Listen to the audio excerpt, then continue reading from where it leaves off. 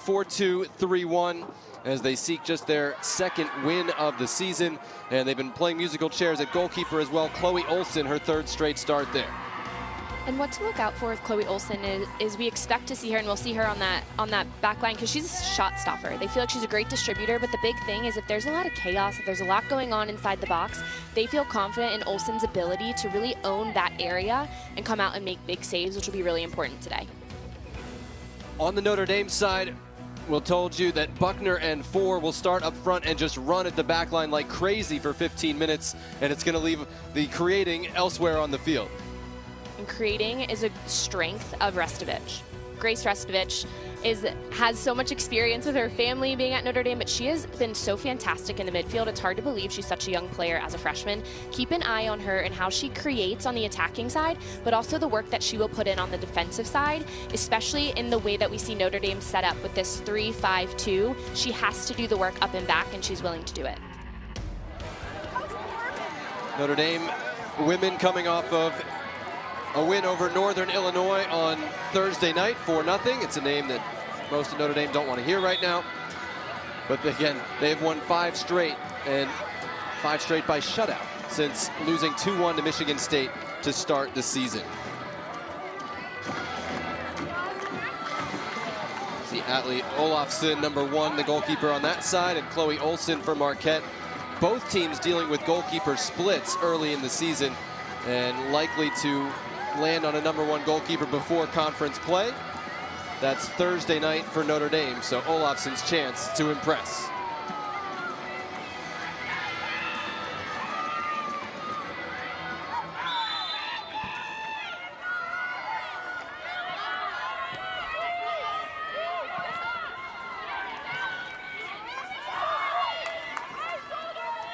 Just underway at Alumni Stadium and Notre Dame. The 9th-ranked Fighting Irish hosting Marquette. Final game before ACC play starts Thursday. If you're just coming over from field hockey, thank you so much for joining us. I'm Jonathan Yardley. She's Morgan Bowen. Went to the College Cup with Virginia Tech not too many years ago. And Morgan, what are we looking at in this one? Notre Dame's trying to continue a 5-game winning streak against a Marquette team that is really starting anew as a program this year. Yeah, we're seeing a Marquette team that has a lot of new faces on the field and players who are getting a lot of minutes that maybe didn't see that previously in their career. So they're still figuring out how do they want to play. They feel clear on the style that they want to get to and just working through some personnel injuries as well right now. And then on the flip side, you have Notre Dame, who is trying to establish their style of play before conference, before things really pick up for them. After their first loss, they turned things around. So trying to just stay consistent before they enter ACC play next week. Foul whistled and a free kick coming for Notre Dame in a dangerous spot.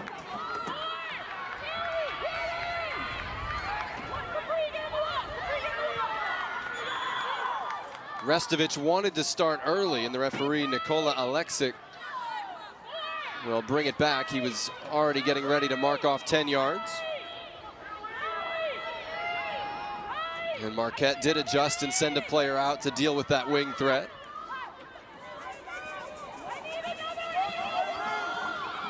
As Lainey Matriano prepares to deliver. Hadn't waited for the whistle, apparently, and so we'll do it again. There's Nikola Alexic, assisted by Salim Abufaris, Fernando Pina, and Benjamin Trevino this afternoon. Nate Norman on the right. One of his assistants, Martin Rennie, on the left. And Notre Dame has become a consistent contender in the ACC, trying to head into conference play on a high note. The wall blocked the initial effort. And the offside flag does go up. Notre Dame was offside 11 times in the first half Thursday night against Northern Illinois. I don't really quote offside statistics very often, Morgan, but that was a big number that stood out. And something that came from it too, in talking with Nate Norman, is the need for the team to adjust to what is given to them. If there's space in front of the back line, are they able to connect there? Or if there's space in behind, can they pop the ball over? But being able to read that a little bit better. And also, if there's space in behind, maybe it actually comes from a midfielder, making a deep run just to time it so they don't get called offside as many times. And we heard Nate Norman say he was annoyed by that one, because that is a really large amount and opportunities that weren't able to come to anything. Marquette on the ball at the moment, poked away. And it'll be a Notre Dame throw on the left side with Sophia Fisher. For Marquette, trying to get back to the NCAA tournament for the first time since 2016. They have a couple more weeks before Big East play starts. Morgan, what are the Golden Eagles trying to get done today? Well, they have to be able to anticipate in possession. They won't have a ton of time on the ball, so when they do get it, they have to anticipate where the pressure's coming from and then where they need to beat it and go with that pass. And the other key, we saw it within the first minute, not great so far, but limit fouls. Those are opportunities that they are just giving to Notre Dame. They need to force the Irish to fight for their opportunities, and that was a place too. A lot of fouls last year. They need to clean that up. Notre Dame with it at the back. Abby Mills, one of a number of freshmen either starting or playing major minutes for this team. You see a couple of them already getting ready to check in for the Irish. As Morgan Roy continues forward and wins a corner kick.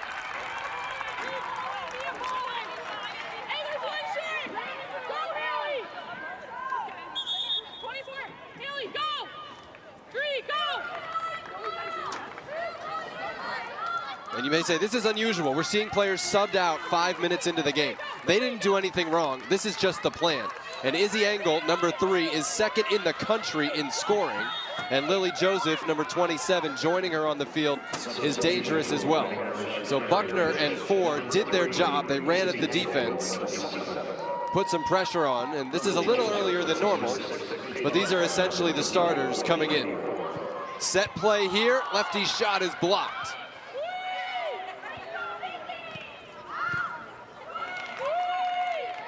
I like the diagrammed effort, Morgan. Well, and Jonathan, you mentioned it. Those substitutions did happen a little bit earlier, and I think it's because there was a corner and that looked like it was a set play. They needed certain personnel in, but you see Engel, she is going to pressure this back line. I mean, Morgan, you don't just come in as a freshman and you're second in the country in scoring through 6 games like that. I mean, we're talking Michelle Cooper, Deanna Ordonez. Like, we're talking rare players that can do that. Well, there's players who just have the ability to have a nose for goal. And I mentioned it earlier, but something with talking with Nate Norman is she has, when you look at Izzy Engel, she has this God-given ability, and they don't want to overcoach her because they want her to be able to play free. And what she's doing is working, but there are some things they want her to clean up. The biggest thing, though, and why you see her score is she can get past players. That cross in a dangerous spot, and Chloe Olsen down to her right with safe hands.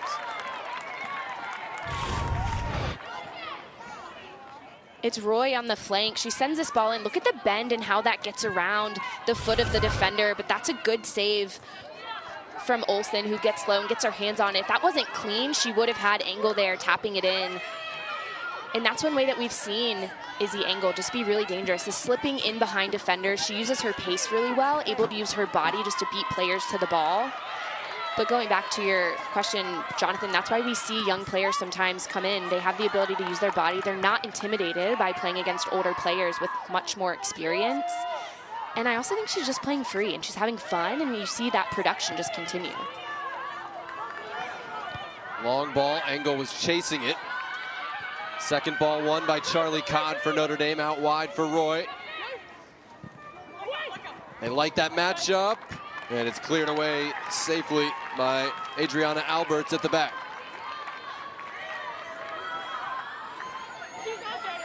There's Engel from Edina, Minnesota,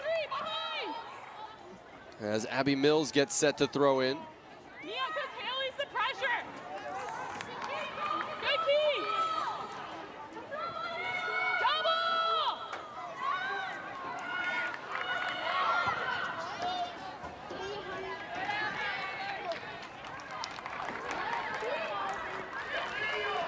8th minute just underway.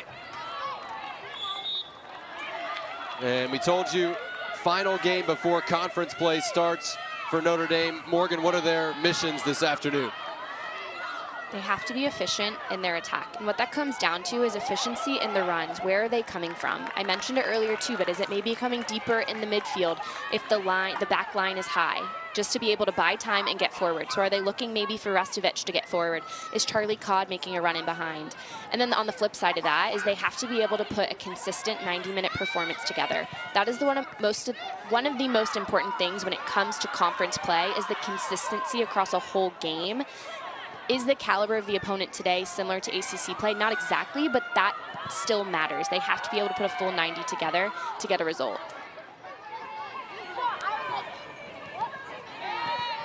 If you missed the lineups, Notre Dame in a 3-5-2, which is what they've been playing. Marquette in a 4-2-3-1. That ball's deflected and it falls to Izzy Engel. Couldn't quite get there as Olsen reacted well. Olsen had to be quick off her line, and it's the turn. Restovich allows the ball to do the work. It's a lucky deflection that falls right into the path of Engel. Really well done from Chloe Olsen to come off her line and get a hand there. I think we're going to see a lot of that from her today, especially if Marquette's trying to keep this close and keep Notre Dame off the board. We've seen Engel score some real skill goals this season. We've also seen some real opportunistic finishes, and that had the feel of another one. So credit Olsen for reading it so well. Well, in that alone, Jonathan, you asked what's making her so special this year, is you have to have a player who can do both. They can be really special and do something, and sometimes it takes luck and things just fall in your place, but you have to be able to finish both opportunities. And Engel has had both of them fall and has done really well with them. And I think the question is just, what does that look like throughout the rest of the season? But she shows that she has the ability to continue to be very dangerous. She's not just fast, she's also quick. So even from a standing, she's able to get past her defenders very quickly.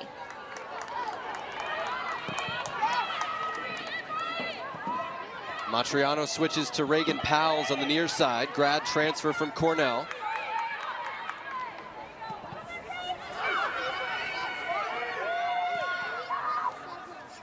Abby Gemma, the true center back of the back three, feeds Restovich, 24. Nice pass from Sophia Fisher to start this. Here's Lily Joseph, and too far ahead of Engel. It's a really nice sequence, and just the way that Notre Dame was able to ping that ball around. It looked like that ball from Joseph, she tried to hit it with the outside of her foot, but didn't get enough spin to it. First 3 years, 4 wins in ACC play out of 10. Last 3 years, 7 wins out of 10 ACC games each year for Nate Norman. And again, the only other team in the league to do that is Florida State, which is the standard setter in college soccer right now. And by the way, they could have Corbin Albert and Ava Gaetino on the field right now if they had stayed in school. It's an amazing array of talent that keeps making its way to South Bend. Powles beat one. Found Lily Joseph, her shot twists wide. Now, a reminder, we hope you'll join us for ACC volleyball action live from Fitzgerald Fieldhouse as number 3 Pittsburgh hosts cross-state rival, and number 7 Penn State. Always an epic matchup. Coverage begins 7 p.m. right here on ACC Network and the ESPN app on September 18th. That's coming up as part of our volleyball coverage. So glad you've joined us for Notre Dame Marquette this afternoon. And a reminder, conference play in the ACC starts Thursday night with this Notre Dame team taking on Boston College amid a host of other games. That's turned over. Josie Bida shoulders off one, got a shot away, and it doesn't really test Atlee Olofsson, but a good sign for Marquette. Well, and that's a really good sign for Marquette, not just the shot from Bida, but the defensive work for them to turn the ball over, because that's something that when we spoke with Chris Allen, that's part of their identity. They want to be able to high press. They want to force teams to turn the ball over, and they were able to get a quick shot off. So really well done from them. They just need more production. You see Joseph's footwork there? The speed of that slalom dribble was awesome. Matriano, diagonal, too far for Morgan Roy, but you saw the idea. Check out Lily Joseph here, freshman from Connecticut, who's playing starters minutes. And it's a good first ball in, but just the way that she keeps this ball so close to her foot, it's a little shimmy, which buys some time. And look at the movement off the ball to create another opportunity for herself. This is when little games that you do in practice and trying to beat a defender 1v1, that's when they come to life in games. And sometimes as a player, it can feel like some of these traits don't always transition to games, but Joseph right there showing exactly what it looks like when you do the little things, how it can play on the higher level. She's on the ball, number 27 here. We think she's going to end up in midfield when Annabelle Chukwu comes back, who is an out-and-out finisher.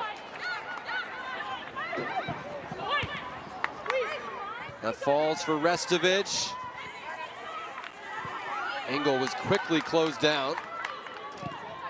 Now Joseph tries it herself, and it's out for a corner kick after Olsen went down to make the stop.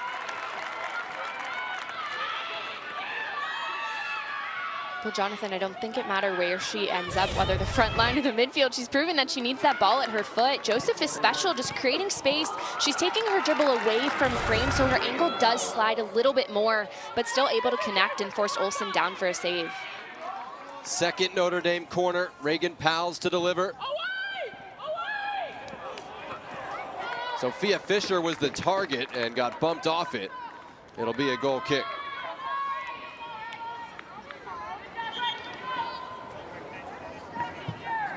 15 minutes in, and we're still scoreless. Notre Dame has made a habit of early goals, so it has to be a bit of a good feeling for Marquette to get through those first 15 minutes unscathed. As Ellie Osbeck will check in. She's been starting up top, but again, when they're fully healthy, she's going to play wide left, and so that's where she checks in today.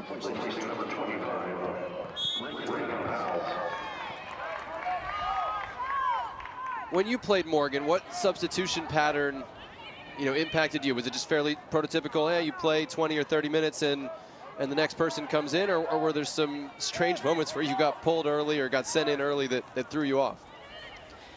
No, it was, I would say, more traditional in regards to you play your minutes and you'll sub back in the second half, but there's obviously tactical decisions, and I think what we see from Notre Dame is so tied into how they play as a team is they want to be able to press opponents for the first 10 to 15 minutes. You mentioned it, but we saw the subs happen a little earlier in the first half. And then with Osbeck, I think that's also a personnel decision. We know she was rested the other night, so they want another player in Powles who's just able to get at the back line, and now there's a little bit more space for Osbeck on the ball. Joseph and Engel 2 against 2 for a second, and Joseph's shot rolled wide in the end. Joseph is proving that defenders have to hold her tight. And she gets this ball, she checks back in, has a lot of ground to cover, goes directly at her defender. I would love for her just to send this one across the 6. Once again, the angle is closing. If she rolls that one across the 6 at a diagonal, she has Engel who can tap it in. I want to see a couple adjustments from Joseph because she's doing all the difficult work, but she's pulling herself further and further from frame. Got it to Engel here. Is the angle, can't stop scoring, she does it again! 9th goal of the year for the freshman to tie for the national lead.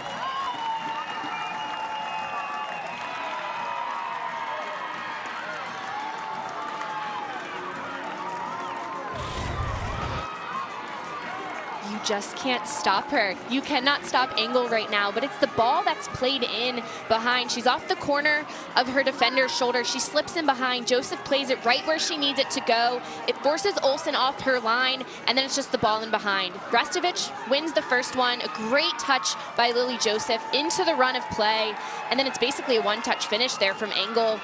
Really well done from Notre Dame to win the first ball, the second ball, and play it right into the line. She actually gets a touch and then is able just to knock that one home.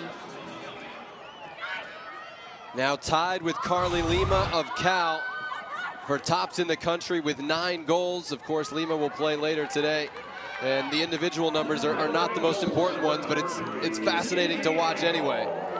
as Notre Dame continues to roll. Marquette trying to respond, and the corner kick won right off the bat by Emily Fix. A good response from the Golden Eagles to the goal. Jonathan, it's so interesting, though, too, thinking about the goal from Engel, because one of the things that Nate Norman mentioned when he wants to coach her a little bit, but not too much, one of the things he wanted to bring was just some of the runs. And when I asked him about it, he mentioned just kind of slipping in behind the defender, pulling away, and that's exactly what we saw her do to get behind and in between the center backs for Marquette and to find more space for herself before that goal. Kiara Clark's corner overshot everybody, and it'll be a Notre Dame throw.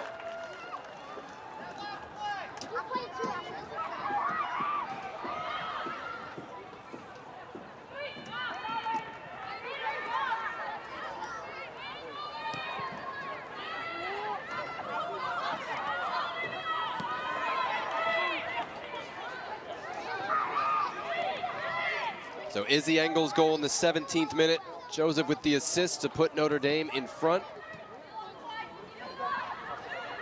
And lost the season opener to Michigan State here, 2-1.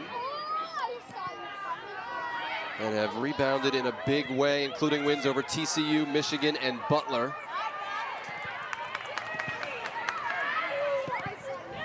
You see the one-touch passing, trying to free up Osbeck. Saw a sliver of space, took it. Ellie Osbeck.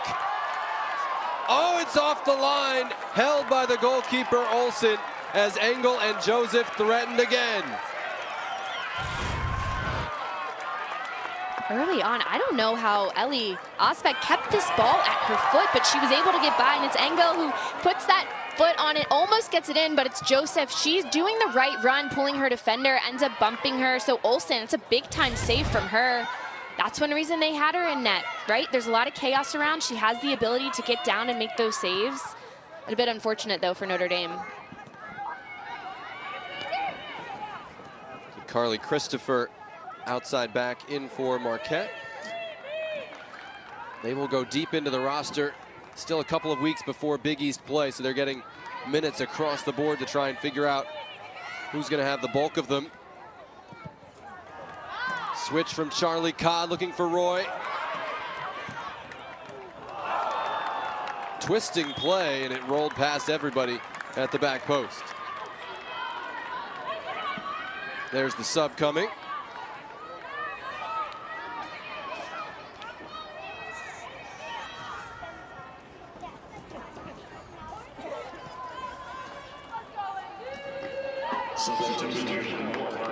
Kiara Clark, the freshman from Florida, comes out.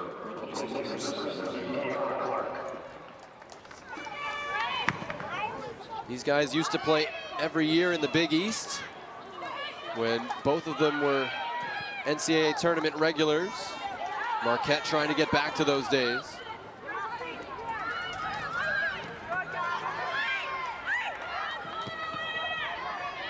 See Matriano and the midfield do everything one touch when they can.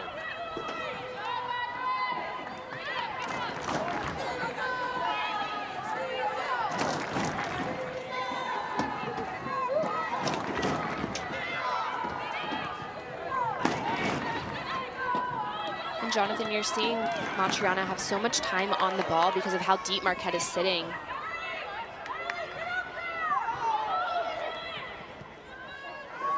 Restovich able to pick the ball back up. Wasn't supposed to get to college till next year. Reclassified to be part of this ridiculous recruiting class. Top 5 in the country for Notre Dame.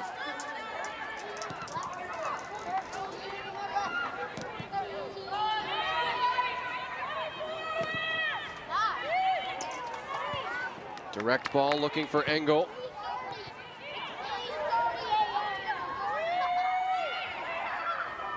Josie Bita hasn't had a lot of help up top. Trying to wait for support, and I think she wins a free kick here.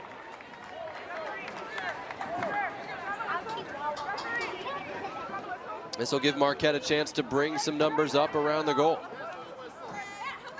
Josie Bita did her job there, because that's really difficult to have that ball in her foot and then trying to beat multiple defenders by yourself when you're still a bit of space from goal.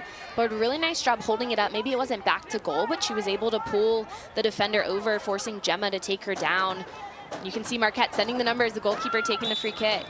Yes, let's go. Goalkeeper shooting and whistling it high. Chloe Olsen didn't miss by much.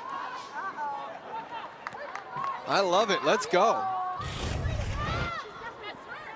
And I didn't exactly expect this to be maybe a reason we saw Olsen in net, but she struck that ball well, did not miss by much. But the flip side that you don't get to see is the 120 she has to do all the way back to the net. So looking for her to just get reset, because we know Notre Dame attacks with pace. I'm assuming she passed the fitness test to get the okay to go up for those. She did letter in football as a place kicker at Minneapolis South High School. There was actually another female player who wanted to try out for kicker, and she was out warming up in soccer, and one of the football coaches said, hey, do you want to try this? And she said, absolutely not. I have no interest in kicking. And yet she was kind of taken by the challenge, tried it, and made the team.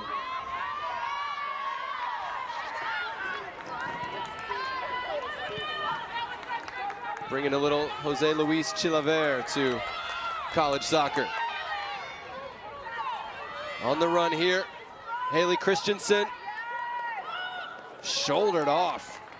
Physical tackle from the freshman Abby Mills from South Lake Carroll, Texas.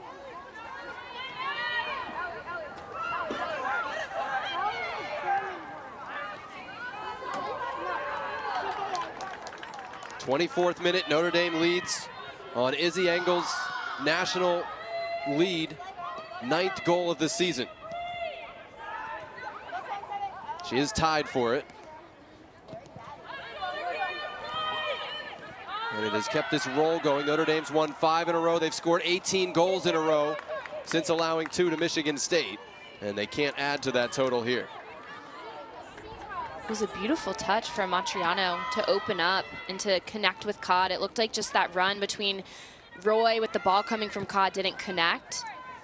I really like the way, though, that Notre Dame is just taking their time in the midfield, pinging it around. They're trying to get Marquette to step out a little bit, which isn't happening.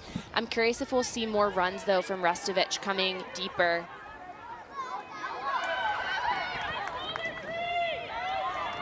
Restovich went against the grain to find Lily Joseph. Little step over to the right foot and finds the corner. Freshman phenoms putting Notre Dame up 2-0 here in the first half.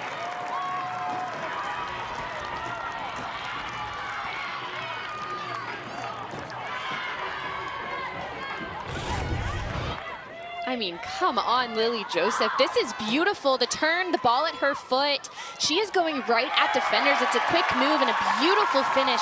She has been the unlock with connecting the midfield to the attack for Notre Dame. She is so confident on the ball, gets this ball deep and goes directly at her defender and hurdle, and then pushes it away. That is a beautiful goal from a young player. I mean, she's just finding this space in front of the Marquette defense behind their deep-lying midfielders, and that once she gets it, they're unable to close her down. Well, Marquette has to be able to respond to that, because Joseph has picked the ball up multiple times and connected, and obviously threatened with the ball at her feet, going at goal, able to put that one away. So they have to be able to match her, because she is confident and calm and has no problem dropping deep and turning and wreaking havoc on that back line for Marquette. Substitution for Marquette. Julia O'Neill is placing number 14, Haley Christensen. So you see some changes for Marquette after the goal. Julia O'Neill, Charisma Rosales, and Kate Gibson all coming on.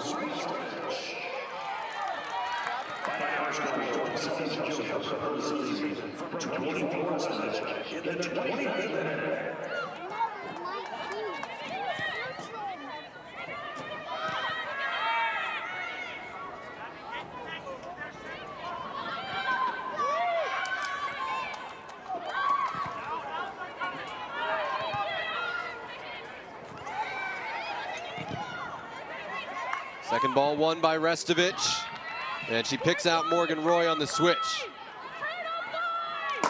Alexa Miletus into the tackle, and a good one. She's moved over to the left since Christopher came on. but can't connect or move it forward.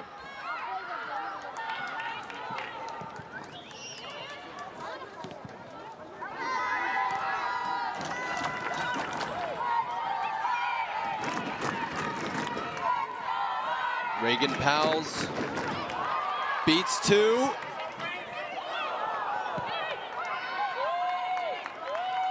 Eventually, her cross ran between the 2 freshman targets. Couldn't quite save that one.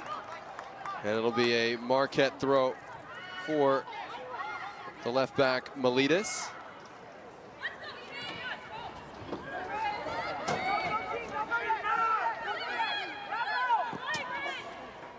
Good switch of play here by Marquette. Finding Emily Fix, her cross. Met by a bevy of white shirts.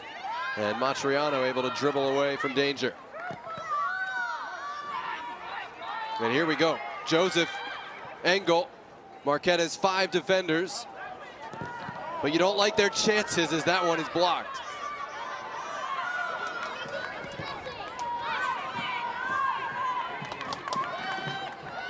All right, I mean, Morgan, that's a scary sight, those 2 running at you. Well, the shape of Marquette has gotten stretched out, so when Joseph drops in, nobody is stepping with her, and she has acres of space and can just create. So yeah, it's terrifying, quite frankly. I would not want to be a defender with Joseph running right at me on the ball. She is so comfortable getting at defenders when she doesn't have space, so when she does, it's too easy for her. You saw Tess O'Connell there, back to break that up for Marquette, one of their most experienced players. Now Fix on the run, has Kate Gibson outside of her. Gibson more of a number 9 type, just sends that into the side netting. Now, next Saturday morning, get your day started, 11 a.m. Eastern, the ACC Huddle crew will get you ready. They'll be in Charlottesville, 60-minute pregame show leading into NC State and Louisiana Tech. Also halftime shows, pre and post game shows covering football throughout the day. At 6:30, they'll wrap the day with highlights and analysis and get you ready for the nightcap, Maryland and Virginia. After that game, stay here on ACC Network. Full post game show from the Huddle crew. That's pretty much all day Saturday right here on the ACC Network. Women's soccer, Notre Dame leads Marquette 2-0. Trying to win its 6th in a row and head into conference play on a high note. Miletus, another tackle to stand up Roy.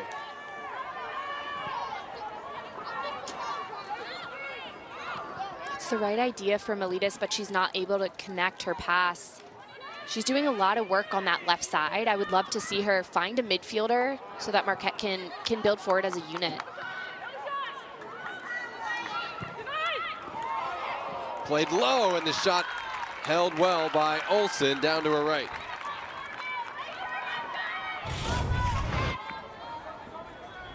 And this was a quick attack because the ball transitioned.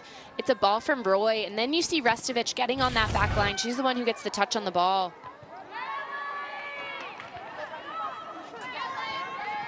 I'll tell you, Morgan, how would you like to be Chris Allen? You come in, you take over the program. Your first year as head coach, you get Colorado away, Northwestern away, Minnesota at home, and Notre Dame away, all in your non-conference. I mean, it's tough, right? But something that I really appreciated about Chris Allen was just the way he spoke about his players and how bought in they are and how they are looking forward to finding their identity. And I mentioned it before, but they also have some injuries that they're dealing with too, and that throws a wrench in it. But this is a team that is bought in, and yes, they're getting stretched out a little bit, but they're still committed to doing the work and trying to put numbers behind to make it difficult for Notre Dame. That's not easy, just to stay disciplined. So far, we have seen them play together. Have they been able to combine on the attacking end? No, but we've seen them put the work in defensively to try and limit the opportunities from Notre Dame. He went from coaching Webster Groves High School in the soccer hotbed of St. Louis to coaching Marquette as the head coach in less than 10 years. And you kind of say, wow, that's fast. And then you talk to him for 10 minutes and you instantly understand why. The guy is alive with soccer. Oh, he was great. And something I also really admire of what he said is they don't want to change their shape based off who they're playing all the time, because they want to find their own identity. They don't just want to be the team that addresses and is difficult to play against because you don't know how they'll come out. And it's difficult, right, with how they started their season. It's difficult to be able to have a couple games and really figure that out. So I'm looking forward to what we see from Marquette this season, and also what we see with them after another spring with head coach Chris Allen, and what they look like maybe next year, and have just had more time and get some of their players back as well. They dropped Tess O'Connell into a bit of a deeper role, and she's slowed down Joseph with her positioning. You see the tall figure right there did commit the foul on Restovich. Again, one of their most experienced players. Well, O'Connell just steps in. Definitely a foul, but you see her trying to cover more ground, and she's also a ball winner. So having her drop a little bit deeper, I think, is a really good decision.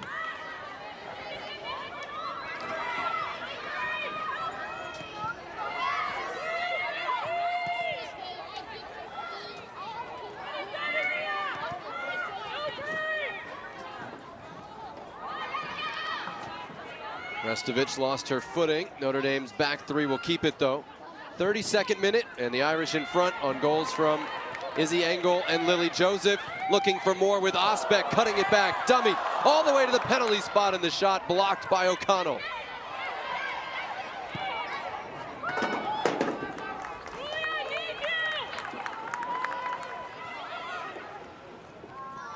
Matriano, I usually praise her for taking one touch. There she showed how many she can take in a tight space and wins another free kick. Well, Jonathan, that's what's one of the reasons why Lainey Matriano is so good, is she is that player that can play one touch, keep the ball moving, but when she decides to turn and go, she can be quick and get at defenders. And the vision, she's able to play little slip balls. I love it when we see her turn and just decide to get at that back line. Her first free kick effort was blocked by the wall. We'll see what she decides to do with this approach.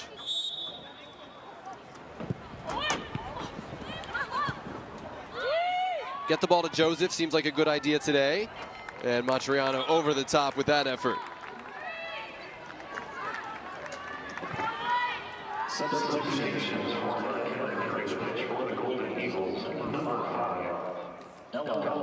You see Ella McAleenan and Karina Murphy checking in for Marquette. They've used 20 different starters this year. That includes both goalkeepers. Then you're still saying 18 different field players have started in the 10 positions. And so you're going to see players getting minutes. And as Morgan mentioned, I think they had 11 players miss a practice this week injured, missed the same practice injured. And a couple of those they hope will get back, namely Kylie McMinn and Maggie Starker. They hope to have back at some point this year.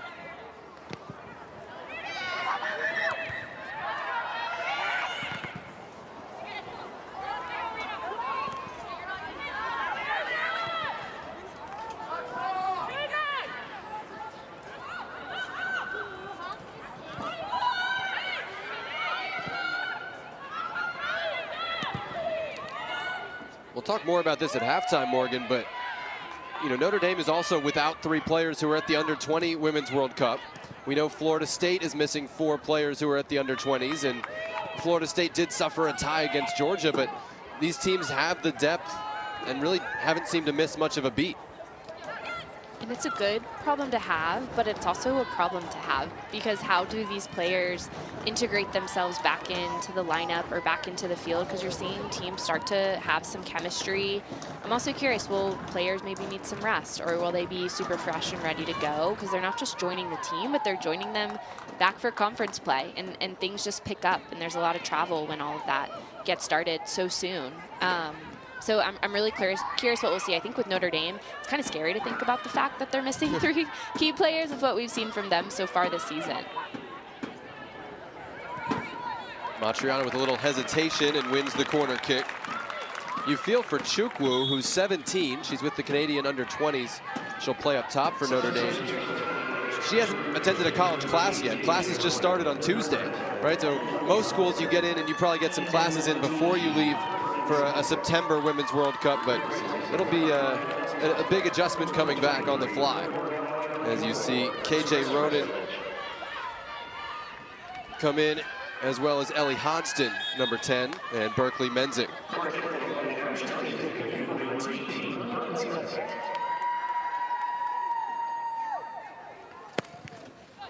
Third corner. Anyway, we'll take a look at those international absences at halftime as well. We hope you'll stick with us for that. And Jonathan, we don't mention her name a ton, but Sophia Fisher is a player for Notre Dame who has played a couple different roles. We've seen her in the midfield, defensive a little bit with Matriano, but has really settled into that left back position, or left center back, how Notre Dame looks at it. But she is a threat on the attacking end, and she has just been very consistent when you talk about a team with a lot of new faces.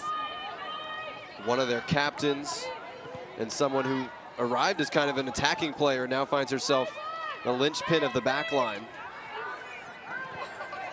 Again, it's her class that had Corbin Albert and Eva Gattino both signed pro contracts, other players transferred. She feels like she's the only player left from that class.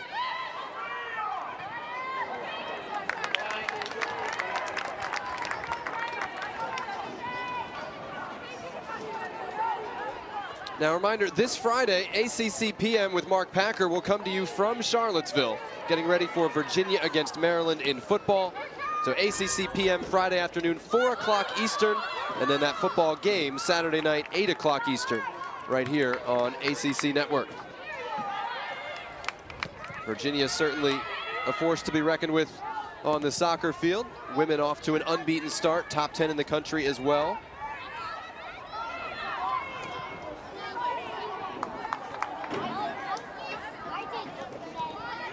Wondered how Virginia and Duke would bounce back from seasons that Morgan were well below their normal standards. And the answer so far has been with a vengeance. Angle denied from close range by Chloe Olsen, keeping out what would have been her 10th of the year.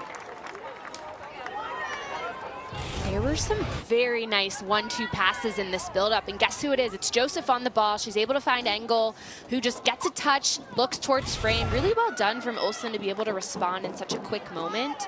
But the two players, Joseph and Engel, the way that they are playing together is such a threat. And then you think about the fact that Chuku will be joining this attack as well. I mean, these young Notre Dame players are really making an impact, Jonathan. I know, you almost don't want to break them up right now, as good as Chukwu is. Well, and you think about the production, they aren't always turning out as goals, but those two are threatening every single time they're on the ball. And you have to know where they both are. You can't give either one space.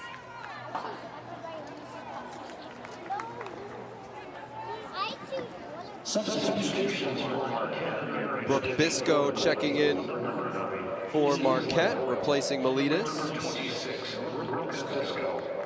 And Aislinn Boyle in as well.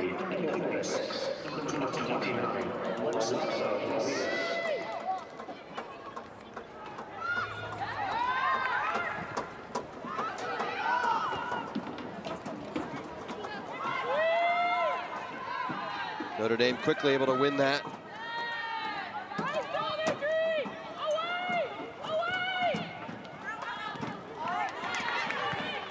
So second balls.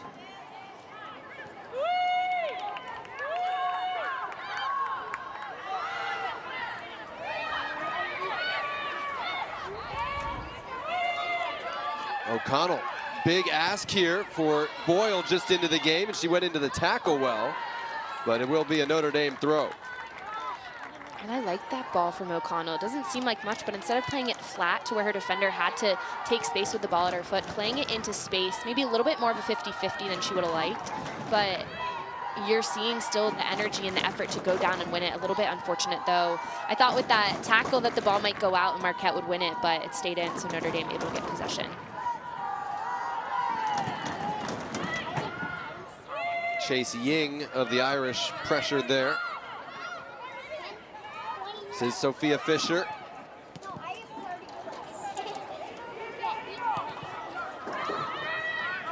Abby Gemma from New Jersey and Abby Mills from Texas on that back line. Couple of freshmen, the Abbies as they're known.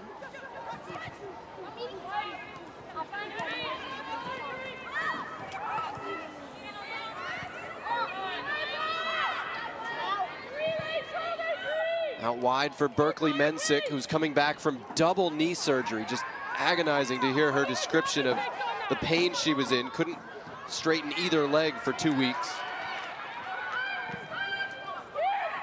Made it back in the spring and she was able to score in their last spring game and then play this fall. It's awesome to see.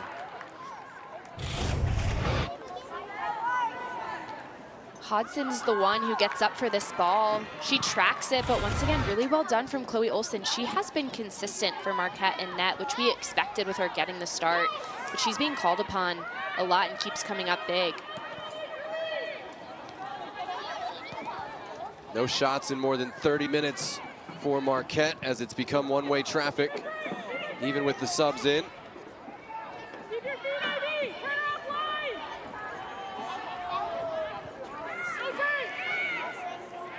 Ying quickly closed down by O'Connell, who now goes to ground limping, and that's not a player Marquette can afford to lose. You got to get to conference play healthy if you have a non-conference schedule the way Marquette does.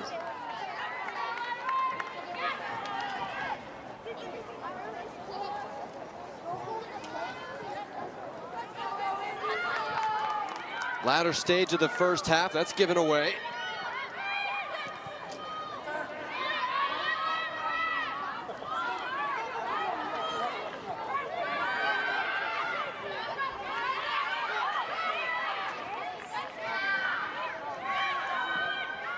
I hope you'll stay with us at halftime. We'll go around the ACC with conference play starting on Thursday. And take a look at the impact of those Notre Dame freshmen as Hodsden into the penalty area. Ellie Hodsden, what a finish! Oh, what a goal! And what a moment for Notre Dame. First goal for the freshmen. They continue to contribute.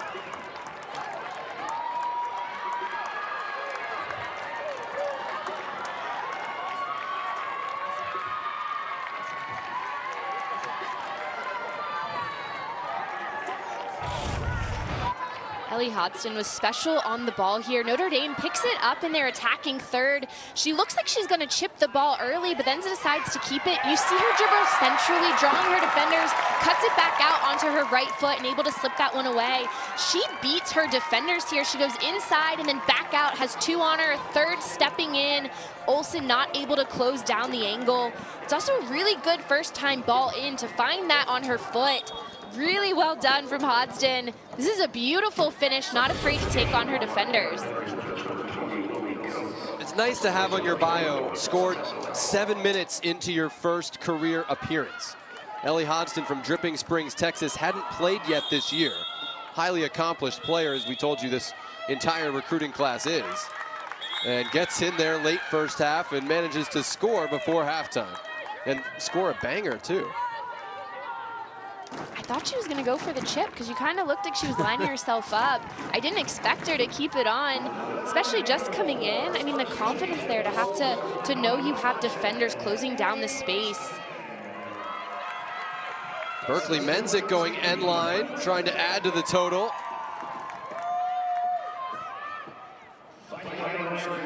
Marquette is able to get out, though. Nicely worked. This is O'Neal.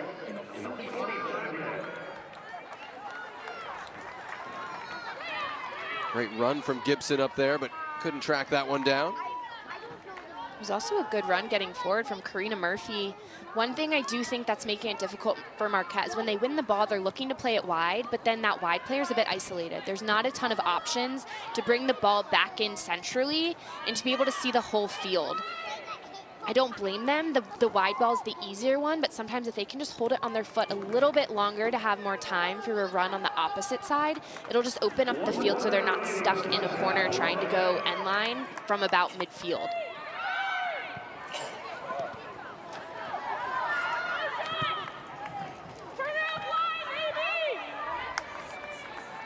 Aislinn Boyle into the tackle, not allowing Mensick any space that time. It'll be a Notre Dame throw. Final minute of the first half.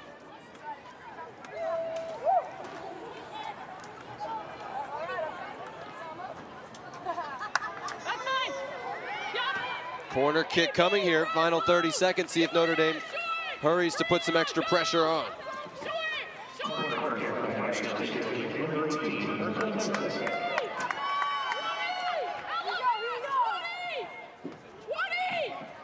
Final minute of the first half. 10, 9, 8, 7, 6, 5, 4. Irish calm and composed, trying to get the shot off, and even Lily Joseph can't go through that many players. But for much of the first half, it seemed like Lily Joseph could go wherever she wanted to. A goal and an assist to help Notre Dame take. We are playing more, you know, we're just playing the jersey right now. We're not playing the talent that's inside of it and whatnot. And so I think we came in here, walked in here intimidated, and they have just absolutely poured it on. So trying to see a lot of fight and effort and energy out of our second half and build something positive after a pretty disappointing first half. Thanks for your time, Chris. We'll look forward to seeing that fight in the second half. Appreciate it. Thank you. So Chris Allen, kind enough to join us when obviously it was not the first half he or his team wanted to see. And we're seeing some of that fight right now as Marquette picking some pockets, twisting some ankles, and driving it just wide. It took a touch on the way through off the boot of Emily Fix. Well, and Emily Fix responding exactly how this Marquette team needed her to. Picking up the ball, that's what they want to do, cause turnovers, and then she goes directly at the back line. The ball's on her left foot. She strikes it really well, but she took the ball right off the foot of Matriano in between her and Restovich. Really nice job. I look to see Marquette continue that pressure. I do think we'll still see them drop a little bit deeper, but I expect to see it more cohesive across the front line, but still a great chance for them with the ball in a corner. From that corner, not cleared yet. And that one sent over the top. Atlee Olafsson, who made her second save to set up that corner, will have a goal kick.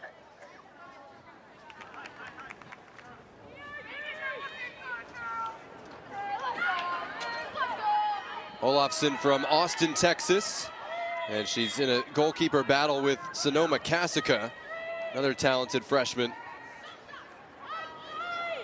And Nate Norman said, I truly don't know who's going to be the goalkeeper for ACC play. I usually settle on one, but I'm confident in both right now. And why wouldn't he be? They've gone 5.5 games without giving up a goal. So we'll see what his choice is come Thursday night. That's turned over again. Sophia Fisher quickly able to close down the space, though.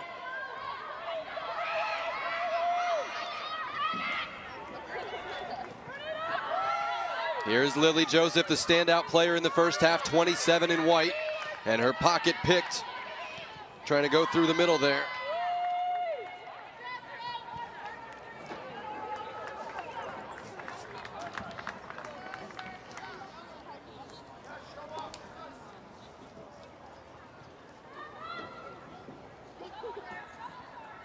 Capri Oliviero, who stripped Joseph there. We'll see if she's assigned to just stick with her in this second half.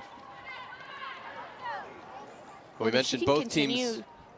If she can continue to defend tightly and pick that ball off, it really will limit a lot of the attack from Notre Dame, because we know that Joseph has created most of it going forward, whether combining or on her foot. So if Oliviero can really stop that space, it will limit. That time she couldn't get to a pass that was out of her reach, and so Joseph was left wide open. O'Connell slows her down. She beats another player off the dribble, Lily Joseph. Too many Navy jerseys in the way of that cross. She is fun to watch. Well, and Jonathan, we have to see Marquette stop the ball higher up the field, because we know there's a pace imbalance. We know Notre Dame has the quicker forwards and they can get in behind. So that's why it's even more important for really the center midfielders and center backs of Marquette to limit any build-up opportunities. Under pressure at the back.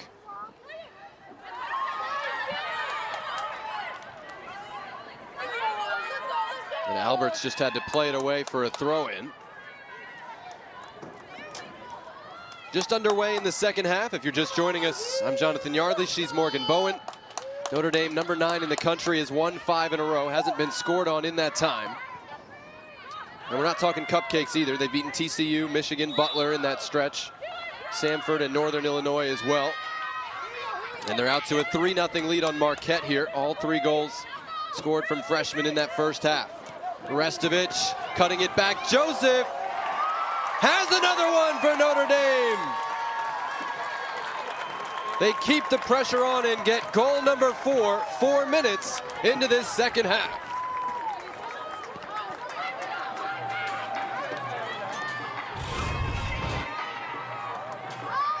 Grace Restovich makes a diagonal run. She stops, but then keeps it going, and it's Joseph. The ball is laid right back across the 6, falls right to her foot, and it's actually Engel who's also right on the line with the goalkeeper, who looks like she gets a touch to it. We saw the inverse of that in the first half between Engel and Joseph, but this is a very nice build-up, a good team play, and then it ends up off Engel at the end. All right, she leads the country in scoring. We couldn't tell in real time, but that came off Izzy Engel's foot, so give her goal number 10. Give Joseph a second assist on the day, and it's 4-0 Notre Dame. Again, I have a feeling they could care less which one of them gets credit for it. Well, and it looked like we saw Izzy Engel celebrating Joseph, because she's the one who had the really nice touch, and Engel just in the right place at the right time to add that extra little deflection to it.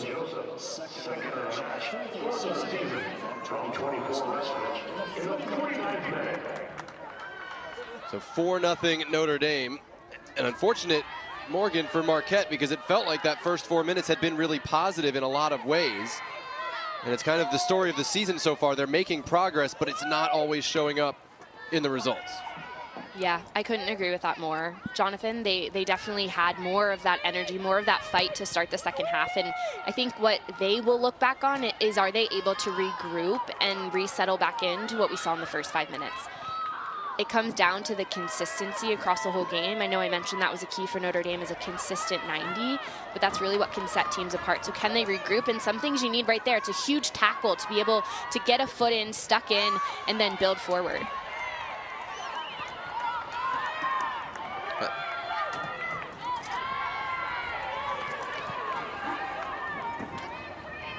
A little back checking from Restovich there to win it back for Notre Dame. That's broken up by O'Connell for Marquette. Pass just slipped away. Now Fisher.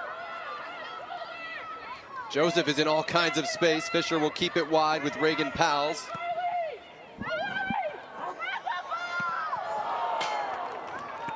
Charlie Codd couldn't connect cleanly as that one took an awkward bounce. And we go back to the goal number 4 for Notre Dame. Just who should get credit for this one? We're pretty sure it's Engel. Well, and the ball was played in by Restovich. We talked about the runs from the midfield, but here you really do see Engel getting a touch on it. It's Joseph who redirects it onto net, but then Engel's the one who has the final touch. Her defender's behind her. She's still onside and is able to push that one into the corner. Morgan, let's give her credit. That looks intentional, too. In real time, again, I thought it was kind of, oh, this ball's hitting me. She's moving her foot to redirect that. And sometimes that's what one of the most important things as a forward is. When there's a cross, you're not always running through it and hitting the ball. Sometimes it's just a redirection, because the ball's already coming with pace, so you don't have to hit it hard. You just have to move it in a different place so that the goalkeepers and defenders aren't able to account for it.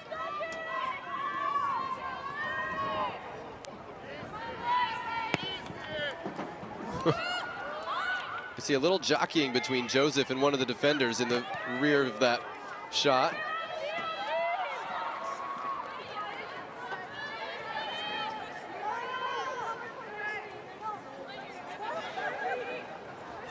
Tenth goal to lead Division I. Carly Lima of Cal, who had a hat trick against Nevada on Thursday, plays later today. And again, Notre Dame's focus is on getting ready for Thursday. I do hope, though, Morgan, if she's on a hat trick again and they get a penalty kick again, they let her take it. Because she had one earlier this year where she had already scored twice, drew a penalty kick herself, and she didn't take it. Quick free kick, and you understood the idea, but Codd unable to connect at the back post, and it'll be a Marquette goal kick. I'm impressed with what I'm seeing from Notre Dame, and it's something really small, but on set pieces, we've seen them look to go quick multiple times. Those are little things that they have to be tuned in to all be on the same page, and I think is something that's really important as they get closer to conference play, because that is showing that they're all aligned, they're all ready, and they're looking for those little moments to catch their opponent off guard, and sometimes that can be the difference maker when you're in a really tight game against some tough opponents. And would you be prepared for that and aware of that if you're an opponent watching tape, and would you yourself pick it out, or would your coaches tell you when you played, hey, these guys go quickly, you got to be alert all the time? Yeah, when you're breaking down film, it's definitely something that is brought to the attention because it can be a game changer. So it is something that is brought and you have to pay attention, but at the end of the day, there's some times where players just kind of turn off for a second. And as an attacking player or an attacking team, that's what you're trying to take advantage of, is maybe that one time your defender puts their head down and maybe isn't looking or maybe loses their mark. So yes, you pay attention to it, and also on the attacking side, you always try to be aware, can you catch a moment where a team's not paying attention? God, we've gotten to see some great skill in this one. You saw Matriano. Codd had a great touch earlier. Joseph's done it all day.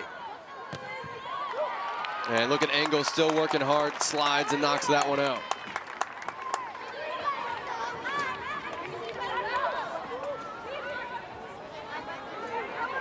Sorry, I can't hear you here.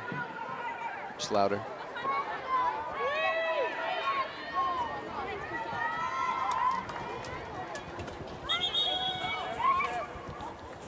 Alexa Miletus to throw in here 10 minutes into the second half.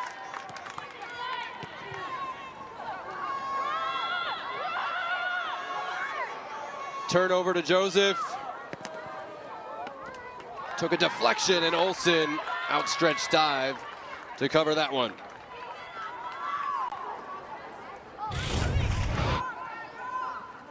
And it's Joseph once again on the ball, going straight at the center backs. A little deflection. This is really well done from Olsen because that deflection's hard to reach. She's got to be quick, able to get her paws on it.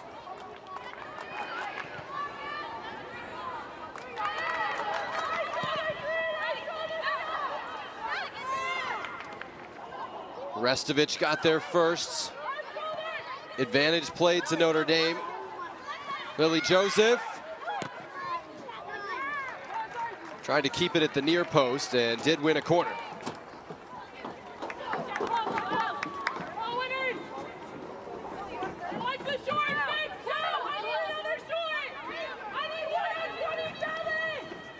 Morgan Roy over to take it, sophomore from Commerce, Michigan. She scored in her debut last year as a freshman, just as Ellie Hodsden did today.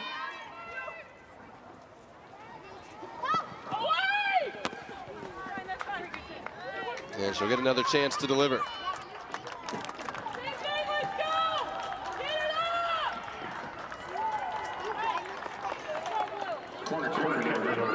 Taking the game, 23, Morgan Roy.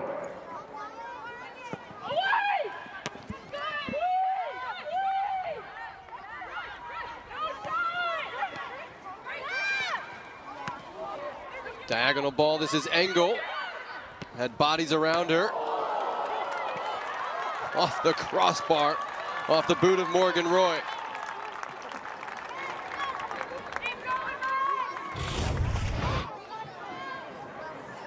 The way that this ball fell to the foot of Morgan Roy, she lined it up, a very nice strike, but once again, when she's on her right foot, that angle is really tight. A good job from Olsen covering the near post, but it's the crossbar that saves it there. She struck this ball with pace.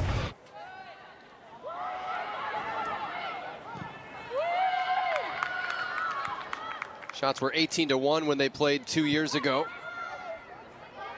So Notre Dame obviously the clear edge there. What is ACC play going to look like for him, Morgan? Obviously it's a different series of challenges that starts Thursday night up in Massachusetts. And I think that's just what I'm curious, and I've said it multiple times, is how does this team adjust to the length of ACC play? Also the first game, we know Boston College is a tough team this year. They'll have a new look as well.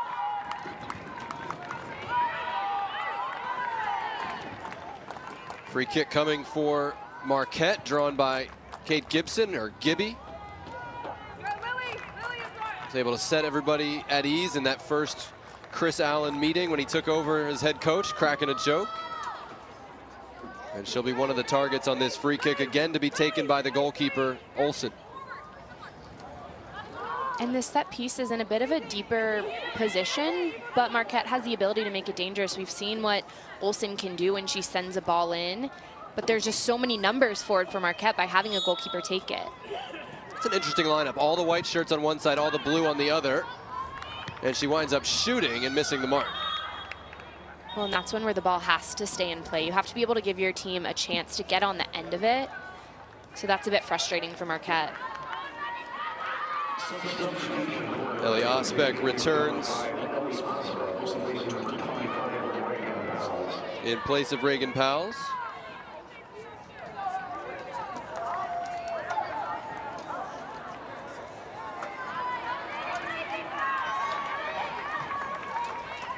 It's interesting for Marquette. They've got Beta, who started up top, and Gibson on the field together here to start the second half, and now Beta will come out. But they had Beta playing wide left because they haven't had a lot of success playing two out-and-out forwards, but they wanted those two on the field together for some stretch of the game.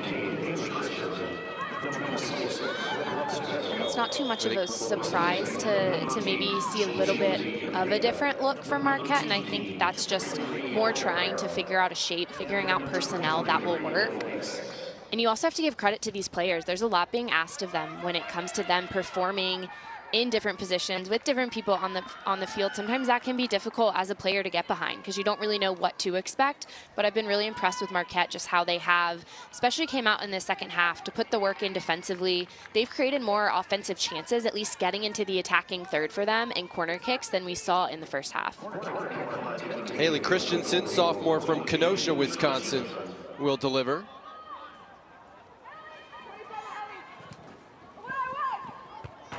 Great delivery, ball off the crossbar. Ella McAleenan, I believe, at the back post met that. Fantastic delivery from Christensen. What an opportunity for Marquette.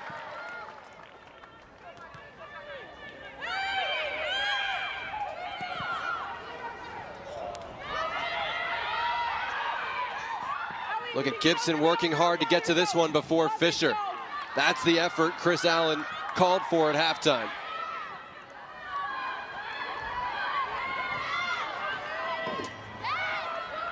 Joseph, though, got it ahead to Engel here. Well read by O'Connell, as she looks long for Christensen, and Olafson out to clear it for Notre Dame. That has really stretched the game right now, though. Space for Restovich. Engel with a scoop. And Marquette able to deal with it.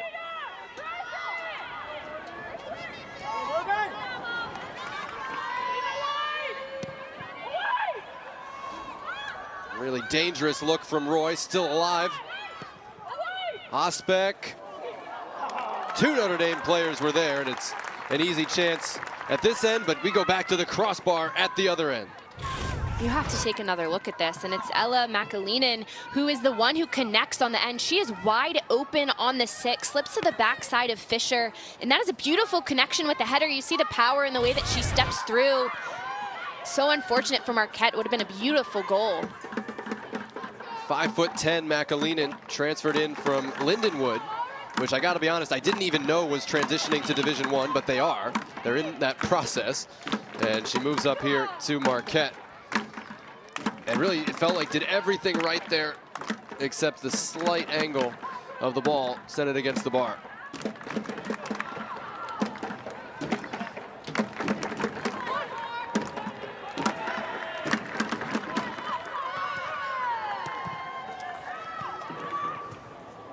Long way to go in the second half, Morgan, but I think Marquette has to be encouraged by this start to it. Absolutely, especially the response from the goal against, because it's not just how they started, but how they were able to regroup and still create some attacking opportunities.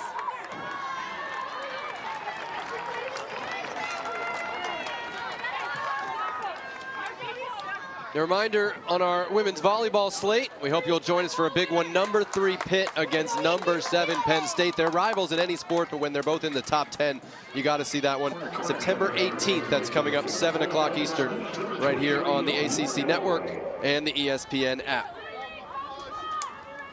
We saw Marquette challenge from a corner at one end. This is Notre Dame's 8th corner at the other. Morgan Roy to take it.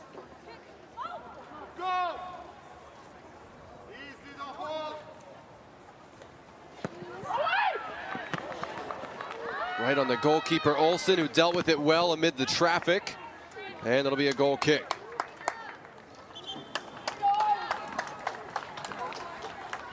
Marquette coming up has games at home against Mercyhurst and Milwaukee. You know, Marquette against Milwaukee is going to be an intense one.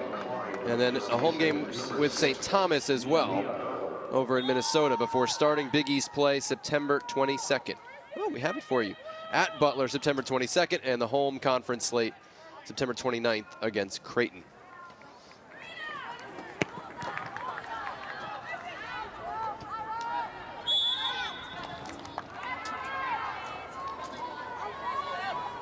Free kick to Marquette here.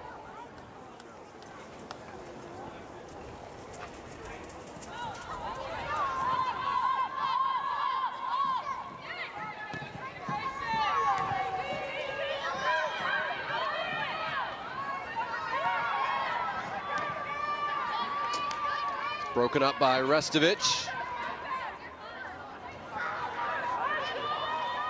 Her mom, part of a national championship team at Notre Dame, Michelle McCarthy, back in 1995 with our one-time colleague, Kate Markgraf, who was then Kate Sobrero. That College Cup had Shannon McMillan and Cindy Parlow-Cohn, who's now the president of U.S. Soccer, so it was a pretty good crew assembled back in the mid-90s, playing for different teams. As you look at what's coming up for Notre Dame, we've been telling you at Boston College Thursday night. How about at Virginia on the 21st, and 4 of their first 5 away from home, but all except Virginia are manageable, Morgan. The slate being on the road definitely will be the challenging portion, I think, when you look at that. But I'm keeping my eye on that Boston College game and the Virginia one. I think that's going to be one that they're really circling. And like you mentioned earlier, Jonathan, with just what we've seen from Virginia this year, they have some ground to make up from how they finished last season. Engel made one miss. But yeah, Notre Dame, Virginia, September 21st will be on my DVR if I had one. It will be on my must-watch on replay list. You're sounding a little old there with the DVR. I'm dating myself, aren't I? At least I didn't say, you know, the one that came before DVR. That would really take me back. That is true. Roy, quickly closed down by Miletus.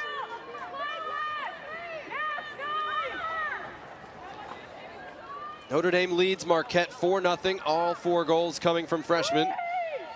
Probably won't be the only time you hear that this year from Notre Dame. And a good catch by Olsen over the top of the backpedaling Izzy Engel. Jonathan, I was curious at halftime what we would hear about just what we've seen in net from Olsen. I think she's been really strong for Marquette. And I was wondering what Chris Allen, if he would mention anything about her performance. Obviously, the goals that she's given up is not ideal, but just when you look at her complete performance, I think she's been really strong, and she has definitely saved a couple that could have gone in against Marquette. Yeah, she's battling with McKinley, with Elise Crone. I don't know where I got McKinley from. I think she played for Alabama. This is Elise Crone, who came up from TCU. Gave her the first 4 games. Olsen's gotten the next 3. And then the plan is to, I think, try and pick a #1 heading into conference play. Again, they do have 3 games before Big East play starts. And that's such an interesting way to figure out a starting goalkeeper. Great work by the center back, Alberts, because Engel was trying to pop over first one shoulder and then another, and Dree Alberts was having none of it. Alberts was able to hold off Engel there. And then once again, you had Olsen coming in off her line. Engel's doing the work, just a little bit of a shove, but very well done defensively from Marquette between the 2 players. Like I was saying, Jonathan, it's kind of interesting how we had one player play for 3 weeks, then 1 for 2. You often hear goalkeepers swapping games. And I'm just curious, with that decision, how do you kind of rank who some teams are playing against? Because now you know how Olsen has played against Notre Dame, and she's been confident overall, which has been a little bit surprising for me just with the score, and she's just staying consistent in how she will come off her line, how she will really control the 18. And I wonder how that plays into the decision and the factor overall, because you don't love the goals that have been given up, but when you look at her performance, I think she's made a great case for herself. Yeah, I don't mind. I think I'm with you. I'm kind of interested in it because if you establish probably not going to be an at-large team anyway, which I think they know, then, you know, split your non-conference reps and split them where each goalkeeper gets a run of games in a row where they start to feel a rhythm, whereas I can imagine stop-start being in, out, can be very challenging in different ways. Well, and it's not just stop-start game after game, but Crone now would have gone a couple weeks without playing, and that's a big difference. Yep, that's a good point too. Ellie Osbeck is just pretzeling people left and right. She finally had one defender able to stay on her feet and get it clear. And now Kate Gibson going to run onto this for Marquette. Gibby lines it low, and Olafsson didn't hold it the first time, but had room to collect the rebound.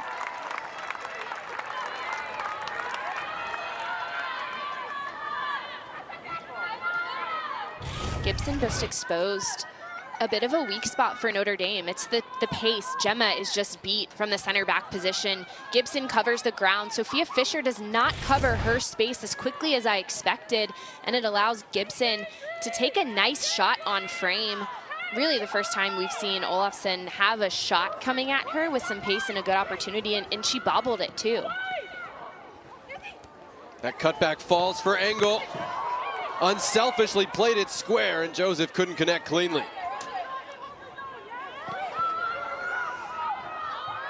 Fisher wasn't letting that player get by her, but they pull off a big switch. And good work coming back. I think that was Osbeck defensively. Joseph trying to find Engel. She's got a step. Izzy Engel over the top with Olsen closing her down. Would have been a hat trick. Engel doing the work to get past her defender, and guess who it is? Once again, it's Joseph who plays the slip ball in behind. Engel just swims around her defender, but gets under the ball in the way that she shoots this one. It's not a clean strike. She does a really nice job. It's almost a swim move, pushing right past her defender, but just not a clean shot because she's in behind on frame. It's not an easy look, right? But just the efficiency with which she's finished so far this year, such a high rate, you're almost surprised it didn't go. Isn't that crazy? Because, yeah, Yes. You are surprised that that one doesn't go, and that's maybe what you would expect a little bit more from a freshman stepping in, but just with the production that we have seen from Izzy Engel, yeah, that is a bit out of character. Morgan Roy won the ball. Dangerous, just out of the reach of Joseph, who continues to chase.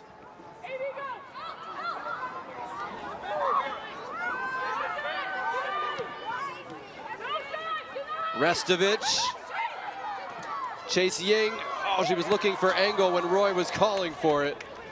And the ball's cleared away. It's a lot of options to keep track of.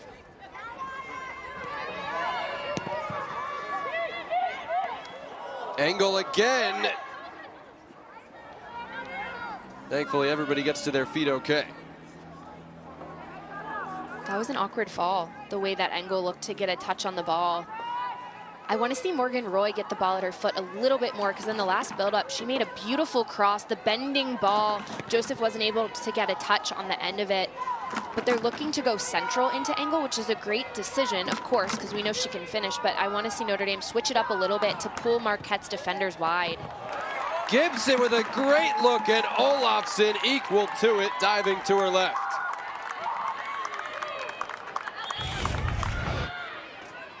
Gibson with another chance, and she does this by herself. She's able to slice the ball inside on Fisher, pulls Gemma all the way across, and a nice look on the far post.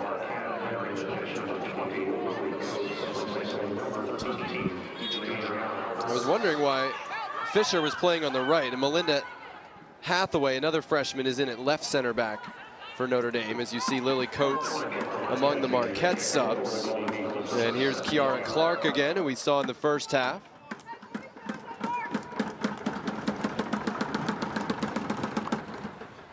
Bends this back post and over everything. And it's the second or third free kick where Marquette has not kept the ball in play. And that's going to be a frustrating point of emphasis, I imagine. Well, that's definitely going to be a conversation about how to, when playing the ball in, yes, you want to pick out a defender, or excuse me, a player, but if you aren't picking an exact person out, you have to put the ball in an area where your team can get on the end of it. And that is an opportunity that's just missed for Marquette, especially when the buildup was there and you saw the work from Gibson. But I think overall, head coach Chris Allen has to be happy with what he's seen in the second half. The game has opened up more than I expected, and Marquette has created more opportunities in a quick transition. They've caught Notre Dame a few times with where they've picked the ball up, and I didn't expect to see that initially in how we saw the first half play out. I mean, Chris Allen told us, he said, I hate sitting in. I really hate sitting in. And sometimes it's called for when you're playing 4 teams from bigger conferences, you know, early in your first season. But his team has definitely managed this second half without sitting in very well. Notre Dame scored 3 times in the first half. Izzy Engel, Lily Joseph, and Ellie Hodsden. And then Engel added one early in this second, redirecting a Joseph effort.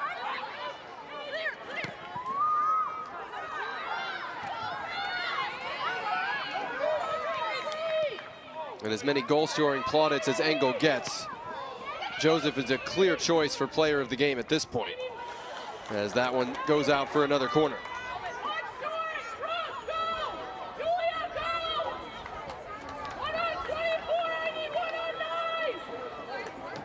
This is Reagan Powell's back in now.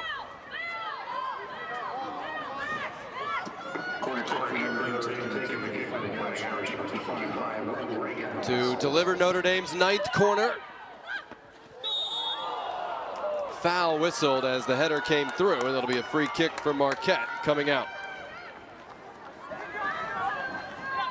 Sophia Fisher has proven herself to be a threat in the aerial opportunities off of set pieces, whether it be a corner or a free kick. So she is a player for Notre Dame, a little bit of a different presence from Ava Gattino, but we know the impact that she made coming out of that back line on set pieces, and I expect to continue to see that for Notre Dame she does anything. and Fisher this year. Interesting.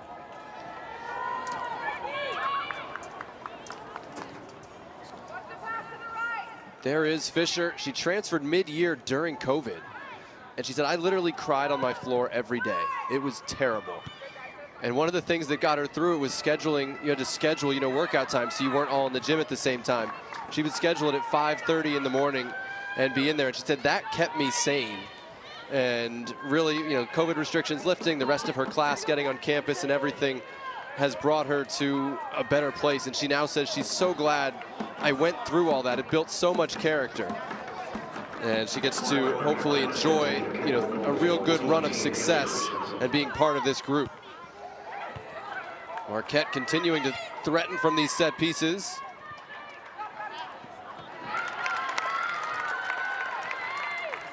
Finally falls to Olafsson, who again is battling it out with Sonoma Cassica.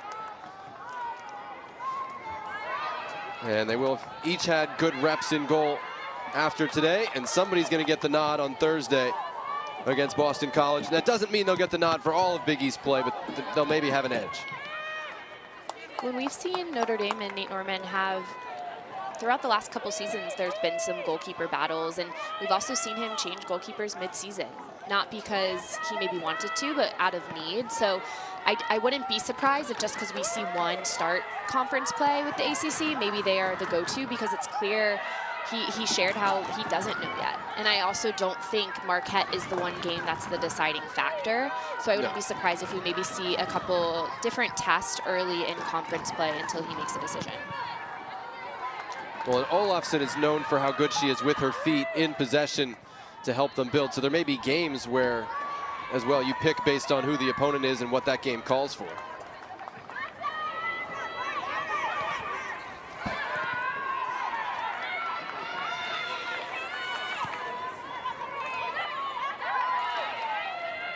See how Restovich is able to break pressure and get it ahead to Charlie Codd.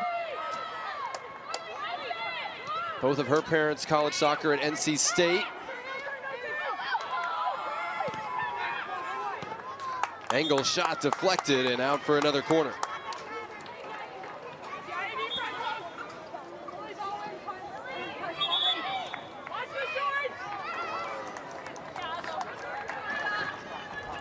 Substitution for Marquette. Entering pitch, number 8, Josie Vega. And number 8. Changes each way. Riley DiMartino in. Paige Buckner back in. Ellie Hodsden, the goal scorer, in. And good handshake for Engel and Joseph among the leaders of this effort for Notre Dame.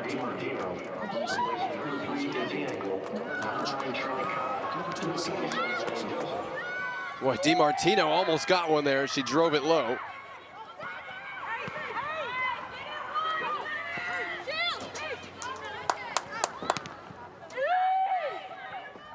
So Engel's day presumably done with 2 goals and 10 on the season. She's now played 7 college games and scored multiple goals in 4 of them. So that's a pretty good start to your career. I'm so curious what it's going to look like in conference play, because it's clear that Notre Dame likes to start some players just to get after the back line, and then the game settles in a bit, and then you bring in Izzy Engel. And as a defender, that is just a mental taxing bit that you have to deal with, because you just dealt with these fresh legs, and now, oh, here comes in Izzy Engel, who is just a little bit successful so far this season. So I don't know what that'll look like too when players come back in from national team duty. And then I think Lily Joseph has been incredible. I've been very vocal about that today. And where is she going to end up? Because even if she drops in the midfield, you have Grace Restovich, who's been fantastic creating. Charlie Codd has been so good on the attacking side. Nate Norman also told us in his midfield, he doesn't like to play with 10s or attacking midfielders. He wants his players to be 8s, which is box to box. That means they have to attack into one box and do the work defensively into their defensive 18. And he's clear that that's how they play. And he even shared in the recruiting side that it's important they talk about that so that players know they have to do work defensively in the midfield. I'm not trying to surprise Nate Norman, but Lily Joseph looks like a 10 to me, Morgan. Honestly, I know. I'm like, let her stay. She can do what she wants right now. She can just park in the middle of that defensive 4 for the other team, because she's proven whether you play her high up top, she's going to drop in and be dangerous. She doesn't need to sit on your front line, and she does not need to be an 8, in my opinion. She's proven that I think 10 would be her dangerous spot, the way that she can get forward and connect. Not telling you what to do, Nate, but just giving you my 2 cents if you want Joseph attacking at that back line. Good problems to have for Nate Norman, and real headaches of a different kind throughout the Big East trying to deal with them. Here's Paige Buckner.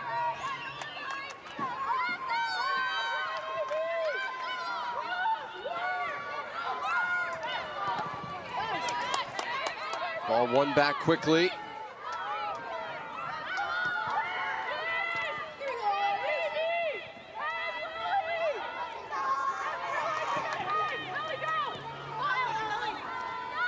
Hodsden trying to turn, did really well to keep that moving. Headed away by Kiara Clark for Marquette.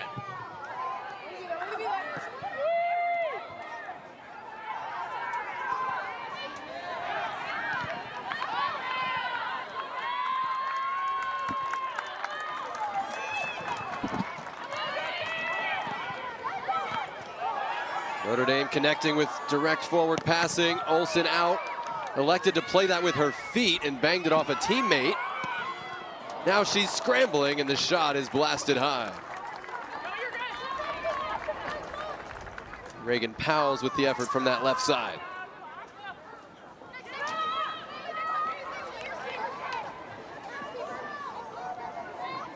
So Notre Dame trying to win its 6th in a row, and that will take them into conference play Thursday night here on ACC Network. They'll be at Boston College up in Newton. Boston College came into the day 6-1 under a new head coach. A lot of similar personnel, but really off to a solid start. So a great test to open conference play Thursday night. And then other games also available on the ACC Network Extra and via the ESPN app.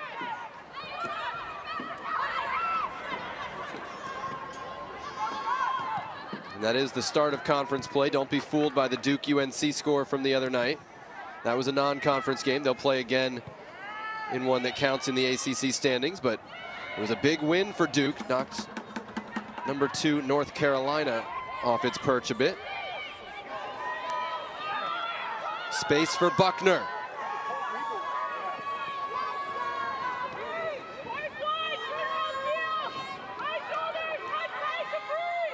Hodsden skips past 2, tried to finish, and Olsen out with a critical stop.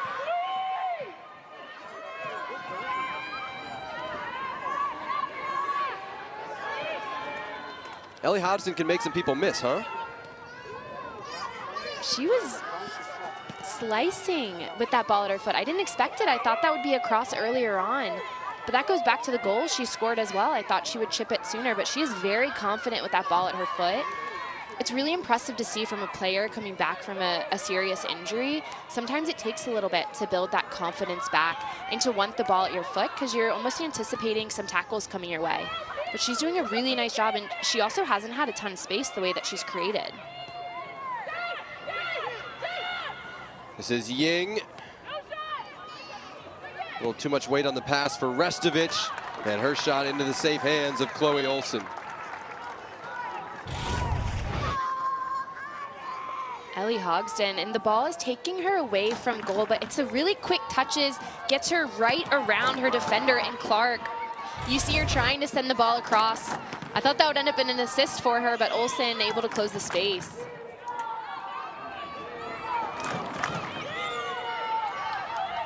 Again, first game back from an ACL injury more than a year ago for Ellie Hodsden, number 10 in Notre Dame white, out of Dripping Springs, Texas, which is in the Austin area.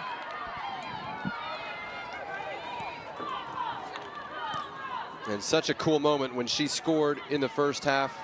Her first collegiate game, she scored in less than 10 minutes on the field. It was a great goal.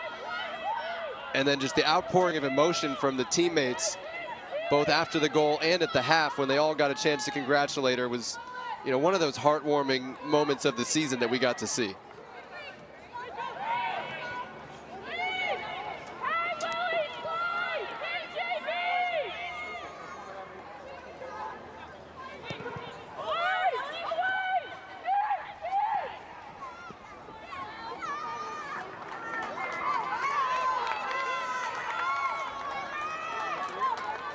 Morgan, what kind of balance do you expect Notre Dame to strike, you know, in ACC play between those direct balls to the forward and trying to build more carefully through the midfield? I think some of it depends on the personnel that they have, because depending on maybe who's on that front line, it could look a little bit different. And that is one reason that Notre Dame is such a strong team, is because they can strike that balance very well and also do it in the same game and make the adjustments needed. Berkeley Mensick. Hodsden. Great pressure from Buckner, who never stops running. And Olsen strong to hold on to that one.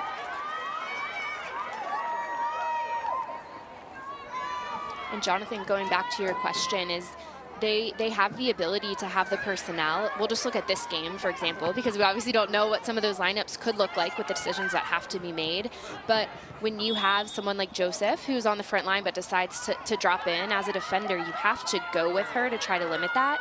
But then it opens up space in behind to play a ball in for someone like Izzy Engel, who we know can get on the back end of it. But then on the flip side, if they're going over the top or maybe diagonals into Engel, it can open up more space for the midfielders to have another run. And you look at somebody like Restovich, who can tuck in and make a run out of the attack. Charlie Codd, who can fill a space that maybe Engel would have just left. So there's the balance, and it can look so many different ways, and that's what makes them dangerous.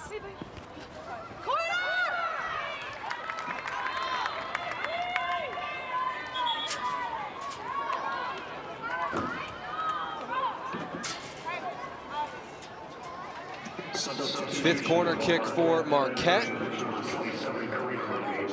And Karina Clark's going to take it. Neither of her previous two corner kick deliveries have been what they're looking for. It's so cool for her to get a third chance to send this one in and be dangerous. And it is dangerous inside the 6. And nobody cleaning up garbage at the top for Marquette, and Notre Dame has a break. She tried to stop, worried about the halfway line. She's onside. Berkeley Mensick trying to put it out of reach. What a long way back for Mensick, from double knee surgery to adding a 5th star on this win for Notre Dame. What a moment.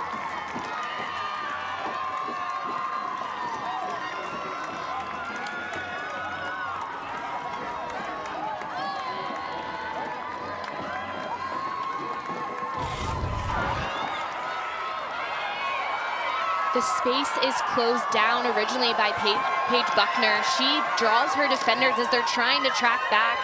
This is very well done for Mensick. It's a good timed finish. She holds the ball on her foot. It's to the point where Olsen can't decide if she's going to close the space all the way. Hey, and credit Buckner too. She knows the offside rule. She knew Mensick would be onside as long as she was anywhere short of halfway. And so she played that ball early. And Mensick had her head up the whole way. When she was getting closer to frame, she was able to time it just to where Olsen couldn't close the space enough and take out her angle. A lot of times you see goalkeepers going down and popping that one because the attacker just doesn't get up the ball off their foot quick enough, or they take another touch. Mensick had a really nice, well-timed finish. It's harder than it looks. I don't know if there's anything better than seeing somebody score their first goal back from an injury, Morgan, and we got 2 of them today. That was cool. We're spoiled. Reagan Powles has numbers. Hodsden wants another.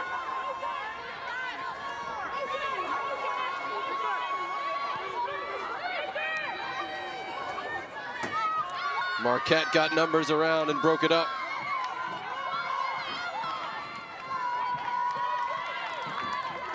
Notre Dame 22 unanswered goals since the Michigan State game to open the season. That's ridiculous.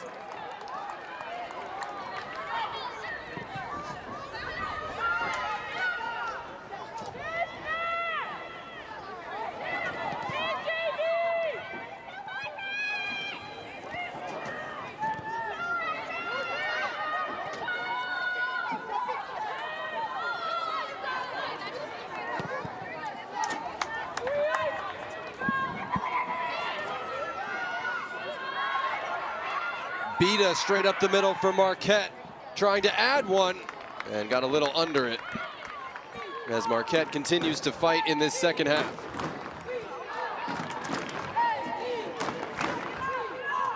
It's not going to be a fun drive back, but again, Chris Allen asked for more fight in this second half, and from our vantage point, his players delivered.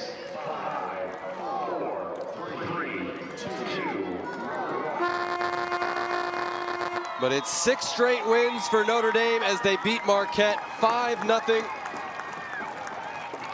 4 of the 5 goals from freshmen